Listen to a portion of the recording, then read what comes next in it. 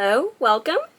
Today we're going to be talking about tips on how to start lucid dreaming and how to control your lucid dreams more once you've dabbled a little bit more and get a little bit more comfortable with it. And with these tips, you'll be able to taste, touch, see, and feel exactly how you do in your waking life. And I've actually had lucid dreams that felt even more real and more vivid than real life. So let's just dive right in. Tip number 1, write every dream you can down. Right when you wake up, write any little piece, even if it's just a feeling that you retained from it. Write it down. Do that religiously every single day. Your brain will start to process your dreams as real life memories. And that will make it way easier for you to start lucid dreaming. Second tip, do reality checks in your waking day-to-day life. One suggestion is to pinch yourself throughout the day. And I know that might sound a little bit weird, but it does work. Pinch yourself throughout the day, realize that it hurts, realize you're in real life.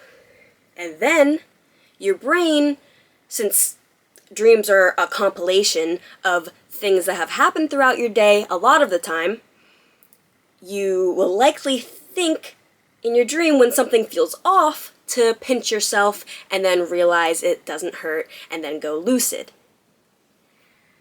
And our dreams actually are us processing things that have happened throughout our day and processing things that have happened throughout our lives. And a lot of people don't even remember their dreams. And this can keep things stagnant within us and keep us unable to move forward in our life because we have not processed traumas and other things that have happened to us in our lives. And that's why I also feel like this is very beneficial to someone who may be feeling a little bit off on their day-to-day life and they don't know why.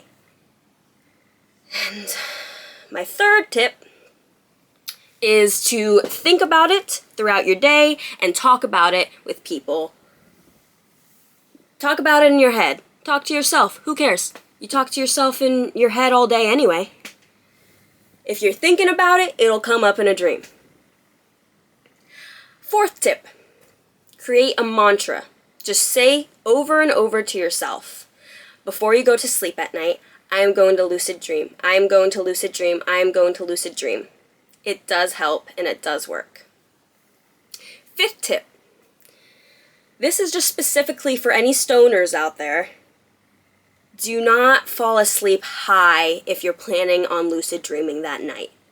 You don't have to quit or anything like that, but the night before you're trying to lucid dream, don't smoke because it can disrupt your REM sleep cycle and it can really cloud your dreams or make you not really dream much at all because you do most of your dreaming in REM sleep. And so that's my beginner tips to really get into it. And now I want to share just a little bit on how you can control your dreams a little bit more once you get into it. Because I know a lot of people say that they realize they're in a dream, go lucid for a second, and then wake up because they get so excited, and then it's over. So a tip that I'd have to gain a little bit more control is to start out with things that are a bit easier and come naturally, which would be flying. And it might be easier, but it is dang fun. And that's what I started doing a lot when I very first got into it. It was the easiest thing to control and do, and you can just fly all around like a bird, and it's great. Second thing is think of things to do that would logically make sense to your brain. For example, I had a lucid dream where I was stepping on rocks and I could feel the slight pain of the rocks under my feet, so I thought, let me make shoes appear. But it didn't work like that. I had to slowly imagine shoes growing and forming from underneath my feet and envelop over my whole foot to create the shoe. Your brain has to process it as something that could perhaps happen logically in real life. Even though a shoe wouldn't really grow over you, but things don't usually just appear out of nothing. Third thing is I use hand movements and focus solely on what I want to happen.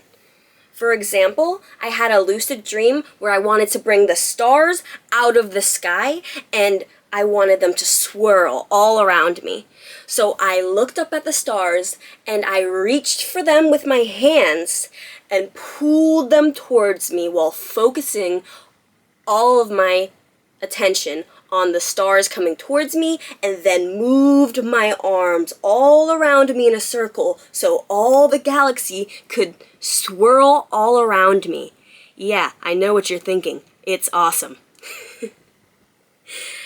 And another, going to number 4, is you can enter different realms of your subconscious by imagining a winding staircase, or even just look for a door.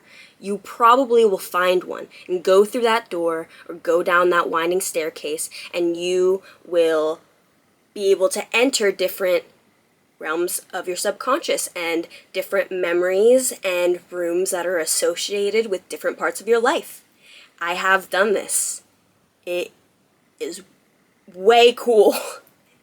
Indescribable, the feeling that you get. And my last tip for how to gain a little bit more control is to just ask questions to the people who are in your dreams. I ask different questions, including deep questions, to people in my lucid dream, and I have no idea what they're going to say back. And that's a really cool thing. Yeah, you're in your dream, but you have no idea what answer you're going to get back. So even if you don't really get an answer on how you can do a certain thing, you might learn something interesting or cool or information you did not know was stored in there. So just play around with that and have fun. And create your own reality, or you can even sharpen day-to-day skills by practicing public speaking. Your fears are all dropped to the side because you're in a dream. So you can practice things that you are too afraid to practice or start, or may not have the time to start in your real life, that you can just start in the dream realm. Because we spend about 1/3 of our life sleeping anyway, we might as well put it to good use. Am I right?